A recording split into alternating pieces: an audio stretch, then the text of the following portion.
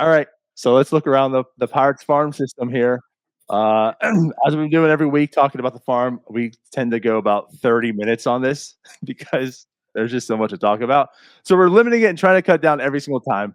So we're going to do one player per level. Jim and I will alternate. So I don't know, Jim, you want to go first? No, because you have low A.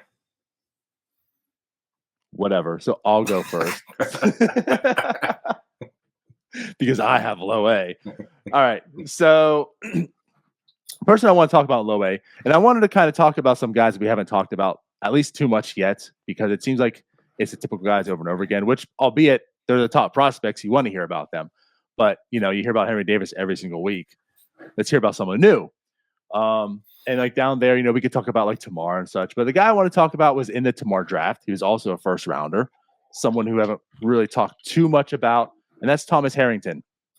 He's been pitching quite well in low A. As of right now, he has a 2.77 ERA, striking out 9.23 batters, walking 2.77. Not a whole lot of home runs, 0.69. So like he's pitching quite well. Like this is what you wanted to see as a first rounder coming in low A baseball. The college pitcher. So obviously you all probably want to see him move up the rankings a little bit more aggressive, right? So I wouldn't really mind seeing him go and take that next level right now. As mentioned, he's pitching quite well, 39 innings, 8 starts.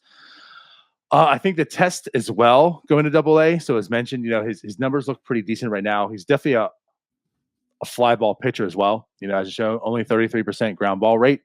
That's something I'm interested to see once he goes to the next level in Greensboro where the ball flies, how that translates. So again, under 1 home run per 9 innings. But yeah, so Thomas Harrington looking pretty decent right now. Oh, and also I didn't mention his last start. He did go 6 innings, no earned, just 1 walk, 3 strikeouts, 2 hits. So again, looking very strong right now. No, he's been looking really good. And then if you look at his whole season in general, 8 starts and 5 of them have been scoreless. So he's pretty much dominating the level, which you want to see him do. He's a college first. I mean, you went first round and quotation marks there. He was one of those compensation picks, but 36th overall. 36th overall. Yeah, I think right now he's pitching at a level he shouldn't be. I think they need to move him to high A pretty soon. His college teammate, who was picked a few picks ahead of him, is already in the major leagues. So his college teammates in the majors, Zach Neto and Thomas Harrington, is just dominating 18-year-olds in low A ball. So let's chop, guys. Thomas Harrington doesn't belong in low A ball anymore. There you go. All right. You next? I'm next. Moving to Greensboro. Talked about him a lot of times. This Greensboro team isn't super duper interesting, especially on the offensive side of the ball. So we're going to go right back to Anthony Solometo, 2nd round pick in 2021, 37th overall pick. So we had the 36th overall pick in 2022, 37th overall pick in 2021. As opposed to Thomas Harrington, Solometo is probably advanced for his age. He's a 20-year-old pitching in high A, and he's dominating right now. Especially lately, his main issue kind of going into this month was his control and his walks. He's gotten that under control. These last 2 starts, he went 7 innings, no walks, 6 innings, 1 walk last time out, 6 strikeouts this past week, in a 6 innings of scoreless ball. And keep in mind, Greensboro was playing Bowling Green, who is Tampa Bay's high A affiliate, and they are loaded. They've got one of the hottest prospects in baseball. So he was doing it against some pretty good competition, and everything that you want to see out of Solometo. It's kind of interesting. We had Eric on this, prior to the year. And he kind of trashed Solometo a little bit. He was like, I just don't like the guy. And, the velocity's up. The command looks good. He's dominating hitters that are older than him right now. Every single thing that that we're seeing out of Anthony Solometo is what you want to see. Like he's doing great. I think Solometo's a guy unlike Harrington. Bucko Mike says Harrington should be at Altoona, and honestly, I'm not that far off of that opinion. Like Harrington is just pitching in a level way too low for his skill set. Solometo will probably be at Greensboro, if not the entire year, then like most of the year. Like Solometo probably, you want him to kind of hit up these levels, in a year by year basis. He's also, I'm curious to see what they're going to do with Solometo long term here this season, just innings wise. He's at 42 2/3 innings. He was only at 47 2/3 last season. Like that was it. So yeah, I'm interested to see how many innings Solometo pitches this year. Do they shut him down at some point? Because last year he got that late start in Bradenton. He didn't start the season with them. Right. So we kept wondering when they were going to start. Yeah, so something to keep an eye on. I'm just curious to see how many innings they go. I would say probably like 80, 90 inning range, which means, you're talking 20 starts at that point. So I don't know what they're going to do with them. But so far, great results from Solometo out of Greensboro. Yep. And it's about innings. He's been way more efficient, so he's been getting more innings leads past two. Like you said, 7 and 6, where before that, he only topped 5 once. Yep. Only reached 5 once, I should say. Yeah. But absolutely, and that you said about Eric, the one thing he was concerned was with a fastball with that type of velocity, he's going to get wrecked. But the velocity has picked up. So again, maybe there's some projection there. Maybe the fastball velocity increases, and Eric can put his worries away because this is the type of pitcher he thought he was going to be. But yeah, so I'm going to shift also here. I'm going to go to Altoona. Shift to another pitcher, someone I want to say under the radar, but like he belonged under the radar. This isn't someone who has a lot of talent, and we just haven't been talking about him. This is someone that we haven't really talked about a lot. It's just when you look at Altoona in the pitching. I mean, we could talk about Kyle Nicholas, but honestly, you and I have talked enough about him that we don't really believe in him as a starting pitcher, anyways, and he's kind of showing that. We could talk about Henry Davis again or Figueroa again or whatnot. The guy I want to talk about is Sean Sullivan. Because Sean Sullivan has basically been Altoona's best starting pitcher. And as like I was trying to say here, he's probably a guy you've certainly never heard of. So like, who is he? And I'm not quite sure because like when you look at last year as well, it's not as if he had some like great numbers and now he's in Altoona and he's doing it as well. Last year he 4.68 ERA. Whatever, right? He was an 8th round pick.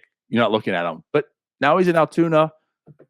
He's performing quite well. 2.56 ERA in 38.2 innings, 8 starts.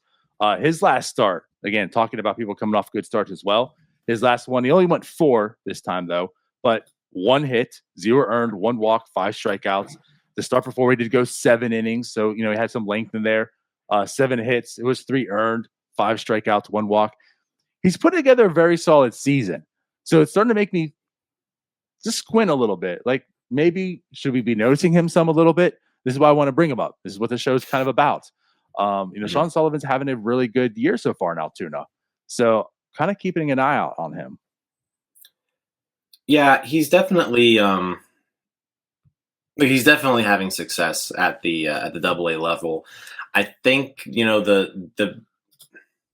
the inability to put people away and via the strikeout kind of limits Sean Sullivan's overall upside as a pitcher.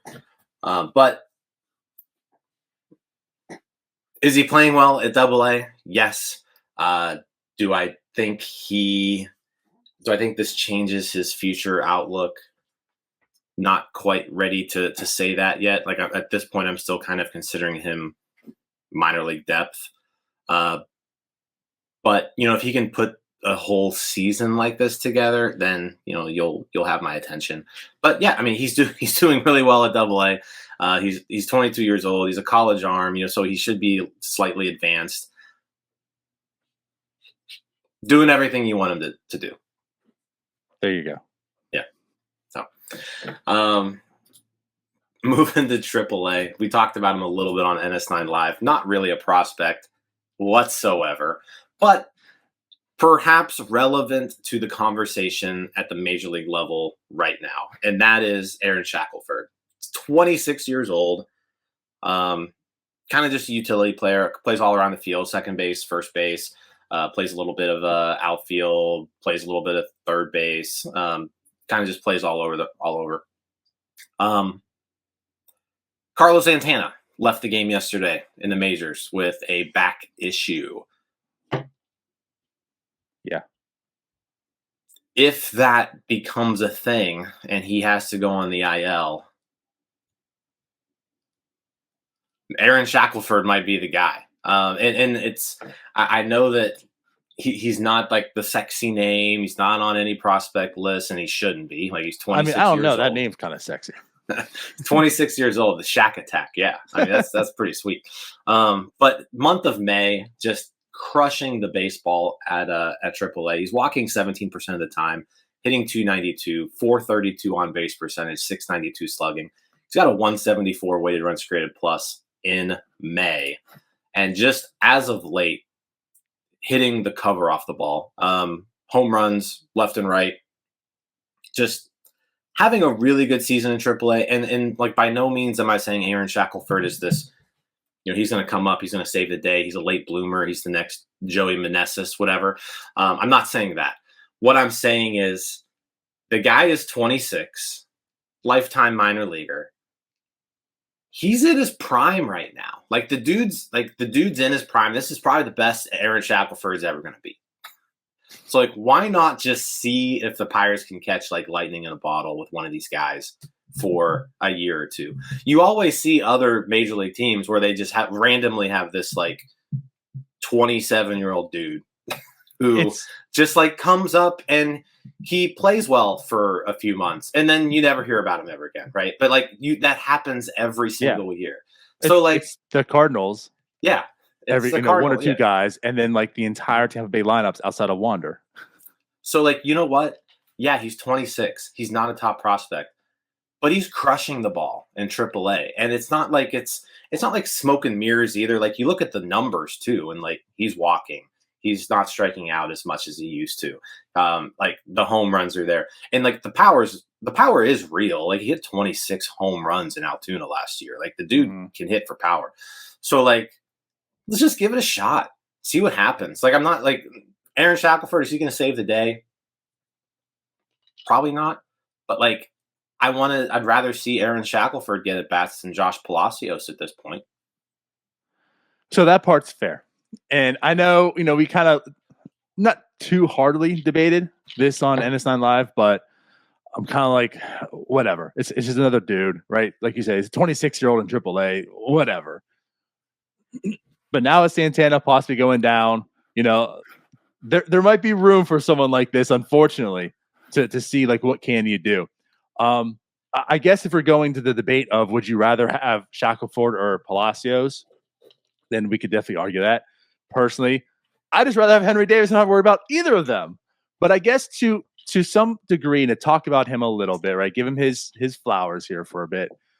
We've talked about Gorski. You talked about Frazier, right? You talked about guys that are old for their age, dominating, high A or double A. And it's like, well, maybe there's something there, but like, they're old, whatever. This is a guy who had 26 home runs in double A.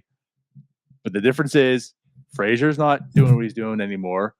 Gorski's not doing what he's doing anymore. Shackelford's now in triple A, and he's doing better than what he was doing than before. So maybe there's something to buy into here. Like, maybe it's not just the 26-year-old in AAA, right? Because he is still doing it in AAA. And he's doing it rather like very, very well, high level. In AA had a 117 weighted runs created plus. Right now he's got a 137 in AAA. So again, like, he's taking a whole next level. I don't know. Maybe he is, like you're saying, this late bloomer. Maybe there's a reason to get him here. I would rather him be here than Palacios, but it could be a Palacios and Shackelford in the lineup at one point. I think we're getting close to that point. Yeah, that's what I fear. And we just talked about this rotation, how it's falling apart. Like, this season's hanging on by like a slim thread. But I don't know. I don't want to see it, but I also kind of want to see it, if that makes sense. I don't want to see it because it means this is a really, really bad team again. But I kind of want to see it because it's like, can the Pirates finally do that? Like the Pirates haven't had that player in how long? Like we joke about the Cardinals and Tampa Bay, how they have these guys that come out of nowhere and perform. Can the Pirates? Can they do that? Can they find someone? Can this be him? Maybe. I mean, you look at the last player I can think of that was like this. Like Garrett Jones was like this. Like Garrett Jones was a guy who really didn't figure it out, didn't become a real major leaguer until later in his 20s. And he put together a few productive seasons. So like it's possible. But yeah, it's not something the Pirates, I feel like, have even done much. Like I feel like once players kind of get like it just they have not been able to find one of those guys in quite some time. Like I said, Garrett Jones kind of the last one I could think of. And here you have a guy who's been in your system since 2019. Mm-hmm. He's never been bad. Like he's always, the strikeouts have always been his main issue, right? And then this year, the strikeouts they're kind of a little bit more under control. He's walking more than he ever has. Again, not saying Aaron Shackelford's going to like come up here and save this team, but like see if you can catch lightning in a bottle. I think he's worth rostering for a week or two and seeing if there's something there. If there's not, then you just send it back. No harm done. Like but like right now, there are players on this team who are getting playing time that aren't good. Yes. Yeah. Would I rather have Henry Davis up here? Absolutely. But I think there's also room to have both Henry Davis and Aaron Shackelford at the same time. Especially if Santana's injury is actually real. So I think let's find out. Let's find out if there's anything there. I'm with it. You all, thank you for watching. I know we try to provide the most entertaining content that we can, and we'd love to spread it to as many people as possible. So I know it doesn't seem like a lot, but if you could take the 5 seconds to like this video and subscribe to the page, it helps out so much more than you know. Thank you, and let's go Bucks.